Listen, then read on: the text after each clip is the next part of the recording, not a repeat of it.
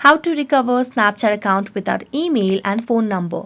Hello everyone, welcome to this channel. I'm Emily and I'm here to help you out today. So without any delay, let's get started. So first of all, launch the Chrome browser on your device or any browser for that matter and simply tap on the search bar at the top of the screen. Now select for Snapchat support over here. So let's select on Snapchat support. As you do that, simply tap on the very first option.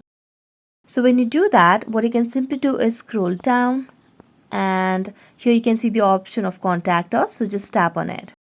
As you do that, scroll down and here you can simply tap on I think my account was compromised. So tap on it and here it shows if you can change your password or password set link or something like that. So what you can simply do is tap on this red line where it says click here to contact our support team. So as you tap on it, it will take you to a new page where you can just scroll down and enter the email ID or the mobile number. And here you just have to tap on the box over here and simply express your message that you would want to recover your Snapchat account.